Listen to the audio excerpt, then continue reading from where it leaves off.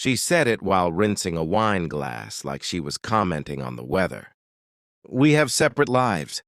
Not angry, not dramatic, just observational. A conclusion she'd already reached privately. I remember nodding before I understood what I was agreeing to. Separate lives. The phrase felt clinical, like something you'd read in a couples therapy article. We both worked long hours. We had different friends, different hobbies, different rhythms. Maybe she was just naming what had quietly formed over the years. But the sentence stayed with me long after the dishes were dry. Separate lives meant separate priorities, separate emotional investments, separate futures, perhaps. And if that was true, then the structure beneath those lives, the money, the planning, the risk, deserved the same clarity. The next evening, I said it without raising my voice. Then we'll have separate wallets, too. She laughed at first, not mockingly, just dismissively, as if I were being reactive, petty. Don't be dramatic, she said. It's not about money. I didn't argue. I didn't accuse her of anything. I simply asked what exactly remained shared if our lives were already distinct. The mortgage? The emergency fund? The retirement account? If we were independent in spirit, shouldn't we be independent in structure? She waved it off. You're overthinking it. Maybe I was. But I've always believed that vague language hides real consequences. For years, I'd earned slightly more. I covered unexpected repairs without discussion. I contributed more to investments because it seemed efficient. We never tracked it precisely. We trusted the idea of ours. I never kept score. I assumed we were building something unified. If we weren't, then the system needed to reflect reality. I scheduled a meeting with a financial advisor the following week. I didn't tell her immediately. Not out of secrecy, out of certainty.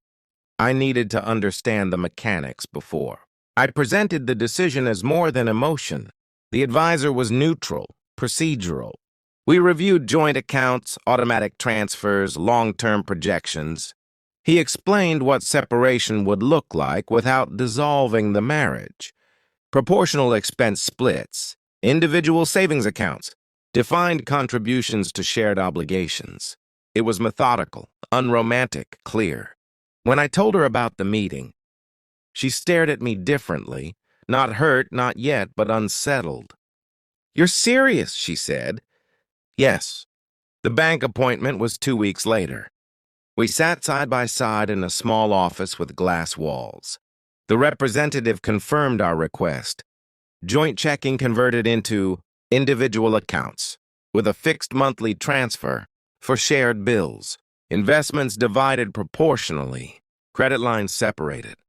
There was a moment, quiet but unmistakable, when the representative asked, "Are you both in agreement on these changes?" She looked up, first confused, then sharply attentive. I thought we agreed it would be joint, she said, glancing at me rather than the lawyer.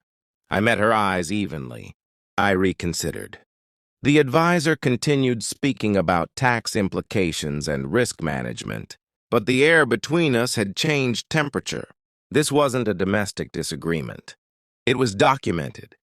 Afterward, in the hallway, she finally asked, "Why didn't you tell me?" There was no audience now, no authority figure, just us and the echo of polished floors. "I heard you last week," I said. My voice stayed level. "In the kitchen." Her expression tightened. Not guilt immediately, calculation. "You were behind me?" "Yes." A long pause. "You took that out of context," she said carefully. "I was venting." "I'm sure you were." "That's not how I see you," she added, softer now. I nodded. "But it's how you describe me when I'm not there." She opened her mouth, then closed it. For the first time, I saw uncertainty instead of control. "This isn't punishment," I continued. "It's alignment.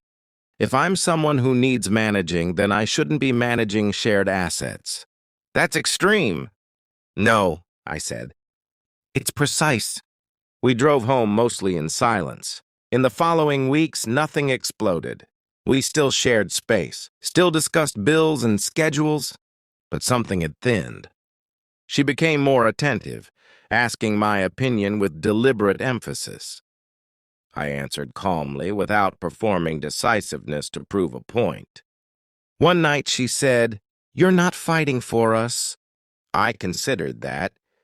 "I'm not fighting you," I replied. "There's a difference. The property deal moved forward under my name. It wasn't a dramatic success story, just steady progress. I handled meetings alone, signed documents alone, accepted risk alone." She never mocked my hesitation again. In fact, she began deferring in subtle ways. But the shift wasn't victory. It was awareness.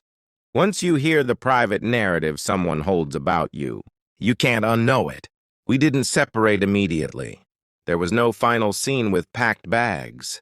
Instead, there was a quiet rebalancing of dignity. I stopped trying to correct her perception through persuasion. I let my actions stand without commentary. Months later, she asked if I felt different. "Yes," I said. "Better? Clearer. Clarity is not warmth. It doesn't restore what was casually diminished, but it steadies you. I don't know what will become of us. Some evenings feel almost normal. Others feel administrative. What changed is simple. I no longer negotiate with a version of myself I don't recognize. I walked out without a word that day because speaking would have made it about hurt. Silence made it about decision. And some decisions don't require volume, only follow through.